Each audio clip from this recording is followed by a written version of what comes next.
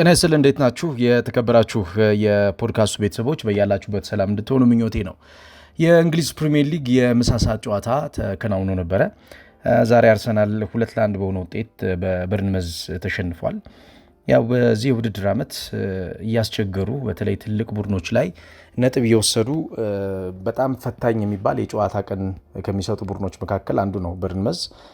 በዘንድሮ የውድድር ዓመት ለታላላቅ ቡድኖች ጫና ማሳደር ችሏል። ያለፉት 3 ዓመታት ሪከርዶቹን ብንመለከተው ቦርንመዝ አብዛኛውን ከጨዋታ እቅዱ ጋር በተያያዘ ለእያንዳንዱ የጨዋታ ቀን ተዘጋጅቶ የሚመጣበት መንገድ እጅግ ያደገ ነው። ከአርሰናሉ ጨዋታ በፊት ከማንቸስተር ዩናይትድ ጋር 2-2 በሆነ ውጤት ተለያይቶ ነው የመጣው። ከዛ በፊት በእርግጥ ከበርንሌይና ብሬንፎርድ ጋር ጎል ሳያስቆጥር ሁለቱም ጨዋታዎች በአቻ ውጤት ነበር የተጠናቀቁት። በዚህ የውድድር ዓመት ግን ኤቨርተንን ያሸነፈበት ጨዋታ እንዲሁም ሊቨርፑልን 3-2 በሆነ ውጤት የረታበት ጨዋታ የሚታወሱ ጨዋታዎች ነበሩ። በእርግጥ በዚህ ውድድር ዓመት አርሰናል ከሜዳው ውጭ በርንመዝን ገጥሞ አሸንፎታል። 3-2 በሆነ ውጤት አሸንፎት ነበር። ይሄ ጨዋታ ጃንዋሪ 3 ላይ የተደረገ ጨዋታ ነበረ። ጋብሪኤል ሄሱስ በዚህ ጨዋታ ጎል አስቆጥሮ ነበር። ከዛ ዴክለን ራይስ 2 ጎሎችን አስቆጥሮ ጨዋታውን ተቆጣጥረው የወጡበት ነበር። እንግዲህ በሜዳው ነው በኤምሬትስ አርሰናል ዛሬ ነጥብ የጣለው። በውድድር ዓመቱ በጣም ወሳኝ የሚባል ሰዓት ላይ ነው የሚገኘው ሊጉ። በተለይ ያንዳንዱ ጨዋታ ከዚህ በኋላ ትርጉም ያለው ጨዋታ እንደሚሆን ግልጽ ነው። በእርግጥ ነገ ቼልሲ ከሲቲ ጋር የሚያደርጉት ጨዋታ ይጠበቃል። ይሄ የፕሪሚየር ሊጉ ሌላው አንዱ ትልቅ ጨዋታ ነው። የማንቸስተር ሲቲ ድል ነገ እርግጥ ከሆነ ከአርሰናል ጋር ያለው የነጥብ ልዩነት እንደገና እየጠበበ ይመጣል ማለት ነው። በተለይ ሲቲ እጁ ላይ አንድ ቀሪ ጨዋታ እንደመኖሩ መጠን በሚያደርጋቸው ጨዋታዎች የማሸነፍ ጉዞዎቹን ንጻሬዎቹን እያሳደገ የሚመጣ ከሆነ አርሰናል ላይ ቀጥተኛ ፕሬዠር እያሳደረ ነው የሚሄደው። ምክንያቱም እያንዳንዱ ጨዋታ ላይ በእያንዳንዱ የጨዋታ እንቅስቃሴ የሚመዘገቡት ነጥቦች አሁን ዳይሬክት ኢምፓክታቸውን በደንብ የምንመለከትበት ነው። አርሰናል 32 ጨዋታ ነው ያደረገው። በዚህ የውድድር ዓመት አርሰናል 4ኛ ሽንፈቱን አስተናግዷል። 7 ነጥቦች ላይ ነው ያረፈው። ማንቸስተር ሲቲ እስካሁን ድረስ 30 ጨዋታ አድርጓል። ሲቲ እጁ ላይ ያሉትን 2 ጨዋታዎች ካሸነፈ 67 ነጥብ ላይ የሚያርፍ ይሆናል ማለት ነው። ስለዚህ ዳይሬክትሊ ከአርሰናል ጋር ያለውን የነጥብ ልዩነት ወደ 3 ያጠበዋል ማለት ነው። በተለይ የነገው የሲቲ ጨዋታ በጣም ተጠባቂ ጨዋታ ነው የሚሆነው።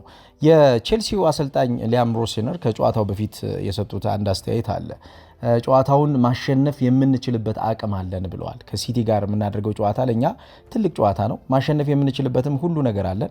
ጠንካራ ፉክክር እንደሚኖር ኤክስፔክት አድርጉ ብለዋል አሰልጣኙ። እንግዲህ ነገ የሚኖረውን ጨዋታ እንመለከተዋለን ማለት ነው።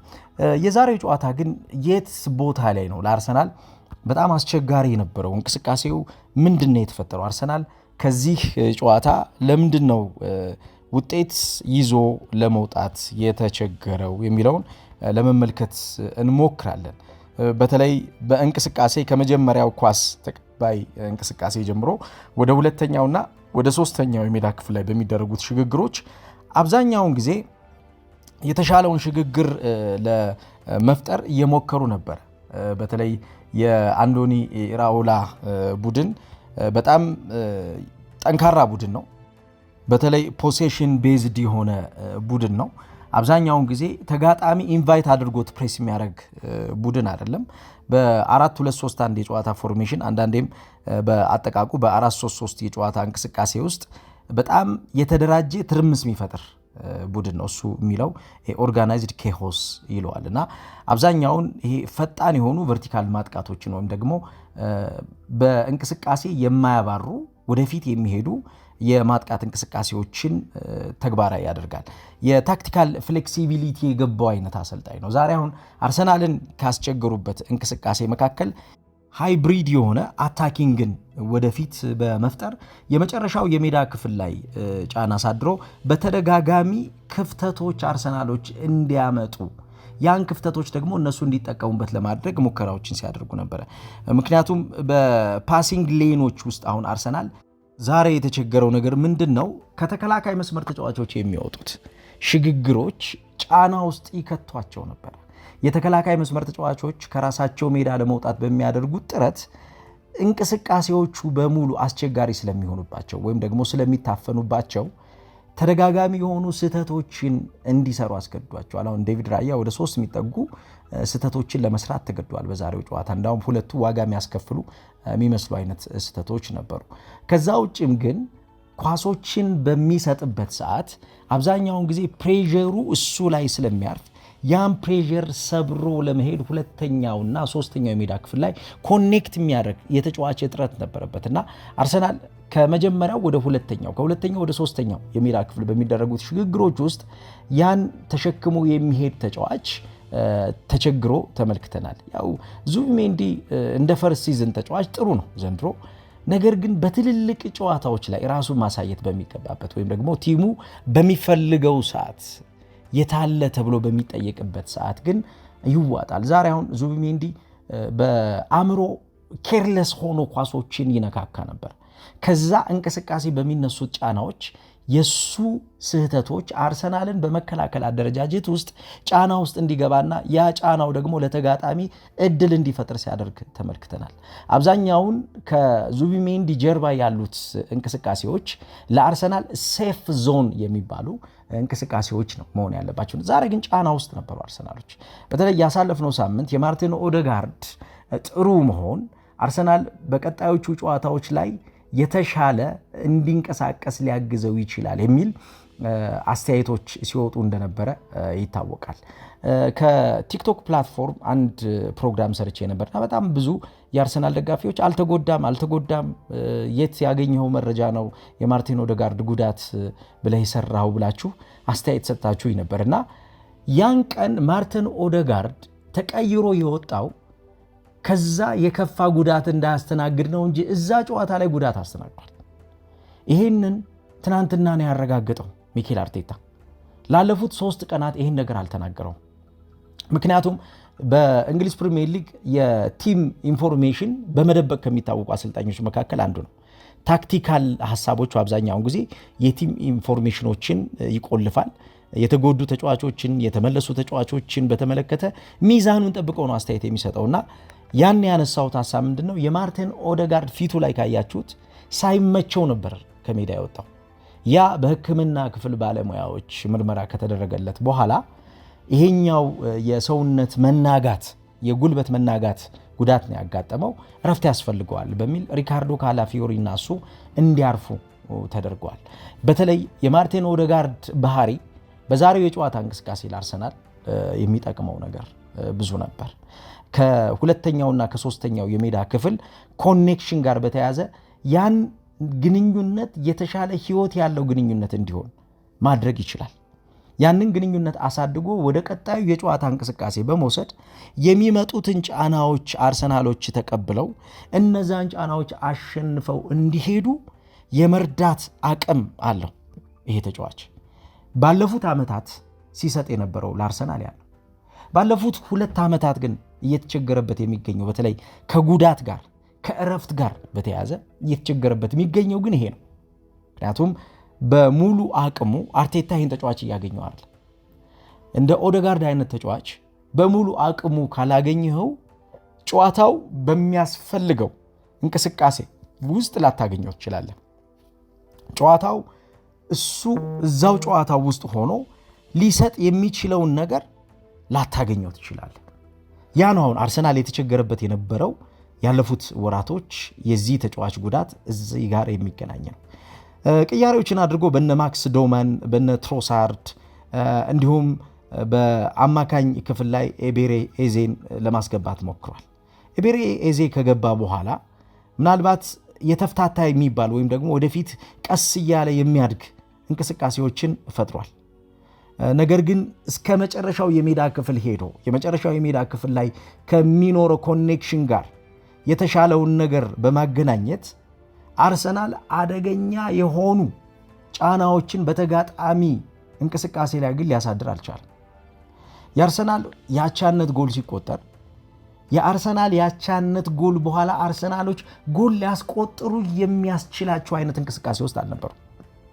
አርሰናል ዝም ያለ ወደ ተጋጣሚ ሜዳ ሲሄድ በጣም አግሬሲቭነት የጎደለው የመጫወት ፍላጎቱ ያነሰው ቡድን ይመስል ነበር። ሞር 3 ነጥብ የሚፈልገው የሚመስለው በርንመዝ ነበር። ዛሬ በርንመዞች በዋንጫ ፉክክር ውስጥ ለመግባት የሚያደርጉት የሞት ሽረት ጨዋታ የሚያደርጉ ነበር ይመስሉት።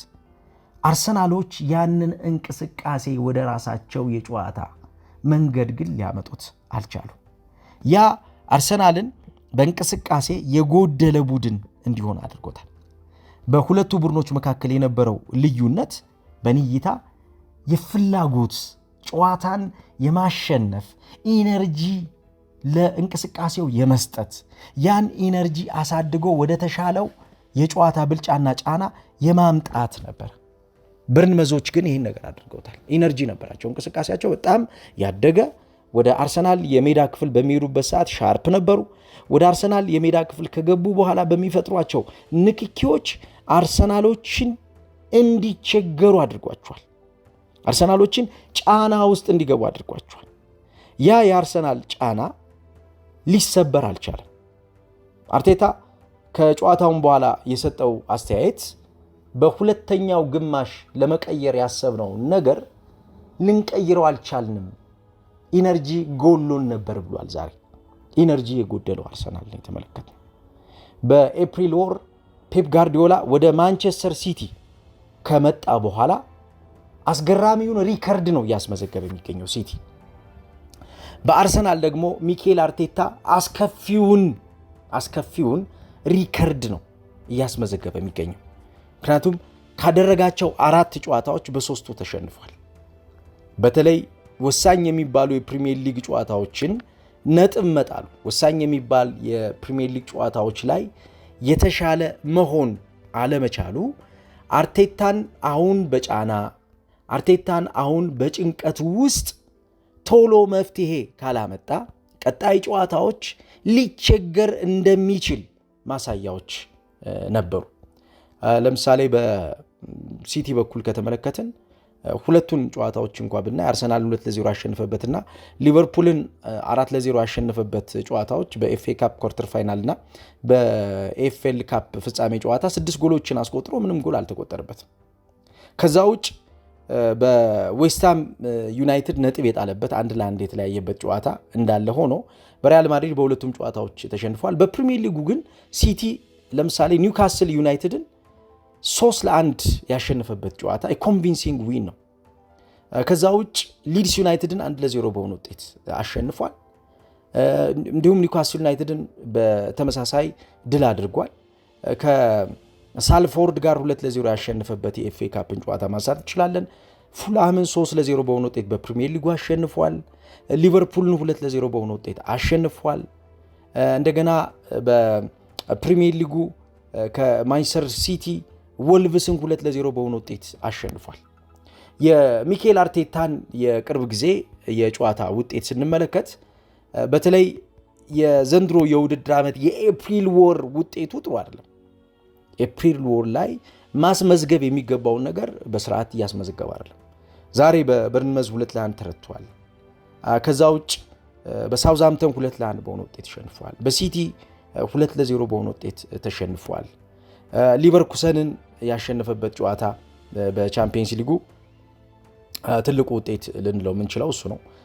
ሊቨርኩሰንን አሸንፏል። ከዛ ውጭ ግን በፕሪሚየር ሊጉና እንዲሁም በካፕ ጨዋታዎች አርሰናል እየተቸገረ ነው። በእርግጥ ከብሬንፎርድ ጋር ያደረገው ጨዋታ ብዙ የሚያስተምረን ነው ብሎ ነበር አርቴታ ፌብሩዋሪ ላይ ያደረገው ጨዋታ ማለት ነው። ከዛ በኋላ ከወልቭስ ጋር ግን 2-2 በሆነ ውጤት ተለያየ። ቶትናምን 4-1 በሆነ ውጤት አሸነፈ። ቼልሲን 2-1 በሆነ ውጤት አሸንፏል። እንዲሁም ብራይተንን 1-0 አሸነፈ። ነገር ግን ከዛ በኋላ ባሉት የፕሪሚየር ሊግ ጨዋታዎች ኮንቪንሲንግ ዊን ለማምጣት ግን እየተቸገረ ነው የሚገኘው። አሁን የፕሪሚየር ሊጉን ጆሮ ለመያዝ በጣም ወሳኝ የሚባለው ጊዜ ላይ ነው የሚገኘው አርሰናል። የፕሪሚየር ሊጉን ጆሮ ለመያዝ ደግሞ ከዚህ በኋላ የሚደረጉ ጨዋታዎች ሲሪየስ ጨዋታዎች ነው መሆን ያለባቸው። ነጥቦች በቀላሉ የሚጣልባቸው ጨዋታዎች አይደሉም። አርሰናል ይህንን የዛሬውን ጨዋታ ነጥብ መጣል የሌለበት ጨዋታ ነው ይጣል። በእንቅስቃሴ የጨዋታውን ቴምፖ ለመቆጣጠርና የጨዋታውን አጠቃላይ ሽግግሮችን ለማፈን ያደረገው ነገር ዝግ ያለ ነበር። በተለይ በርንመዞች ይሄ ዋይድ ኦቨርሎዳቸው በጣም አስቸጋሪ ነበር። አስፍተው የጨዋታውን እንቅስቃሴ ይሄ ደብል ዊድዝ ነው የሚሰሩት። አብዛኛውን ጊዜ ለተጋጣሚ በጣም አስቸጋሪ የሚባለውን ነገር ሲሰሩ እየተመለከትን ነበር። ስፔስ ክሬት ያደርጋሉ። ፉልባኮቻቸውን አድቫንስድ የሆነ የጨዋታ ሽግግሮችን አድርገው ወደ መጨረሻው የሜዳ ክፍል እንዲመጡ ያግዟቸዋል።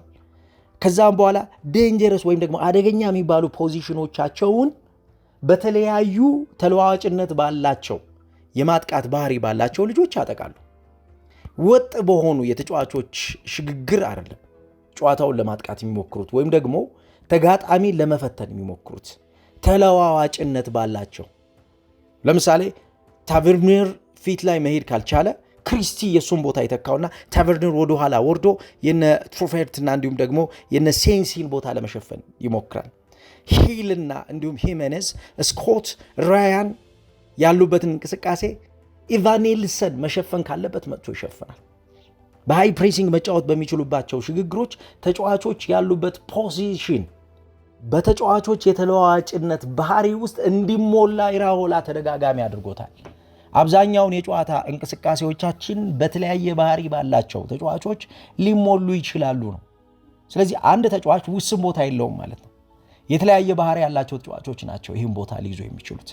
ይህንን ወሳኝ የሚባለውን እንቅስቃሴ የሚመሩ ተጫዋቾችን ይዘው አርሰናልን እቅድ አልባ ቡድን አድርገውት ነበር። አርሰናል ከሚጀምርበት እንቅስቃሴ ጀምሮ የሚታፈን እንቅስቃሴ ነበር።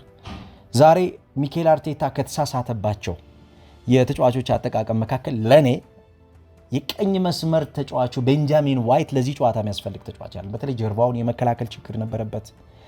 እንዲሁም የአደገኛውን ተጫዋች ተከትሎ የመሄድ ያን ተጫዋች በእንቅስቃሴ የሚፈልገውን ነገር እንዳያደርግ የመገደብ ስራዎችን ለመስራት ሲቸገር ተመልክተናል። በግራ መስመር በኩልም የነበረው ሉዊስ ኬሊ ጎሉ ሲቆጠር እስከ መጨረሻው ድረስ ተጫዋቹን ይዞ ሄዶ ተጫዋቹ የመጨረሻውን አደገኛ ውሳኔ እንዳይወስንም ማድረግ ነበረበት።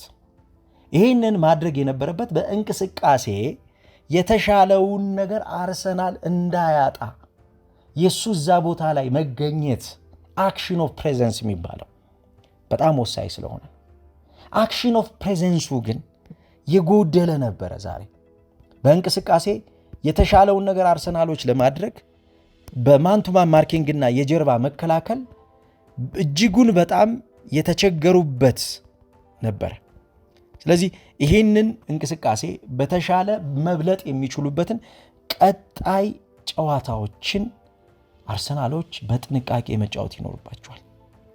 በተለይ ከዚህ በኋላ ባሉት ጨዋታዎች የአርሰናልን ፊክስቸሮች ስንመለከት ለእርምት ጊዜ የማይሰጡ አይነት ጨዋታዎች ናቸው። ከሲቲ ጋር እሁድ ይጫወታል። የፊታችን እሁድ የቻምፒየንስ ሊግ የመልስ ጨዋታ ሮብ አለበት። ከዛ ከኒውካስል ዩናይትድ ጋር ይጫወታል። ከፉልሃም ጋር ይጫወታል። ከዌስትሃም ዩናይትድ ጋር ይጫወታል። ከበርንሌ ጋር ይጫወታል። ከክሪስታል ፓላስ ጋር ይጫወታል። ከሁሉም በላይ ደግሞ ነገ ሲቲ የሚያደርገው ጨዋታና አርሰናል ከሲቲ ጋር የፊታችን እሁድ የሚያደርገው ጨዋታ አርሰናልን ካለበት የፕሪሚየር ሊግ ቦታ ወይ ወደ ታች የሚጎትተው ወይንም ደግሞ ወደ ላይ የሚወስድ ይሆናል። በተለይ በርከት ያሉት የአርሰናል ደጋፊዎች የሚጠብቁት የነገውን የሲቲንና የቼልሲን ጨዋታ ነው።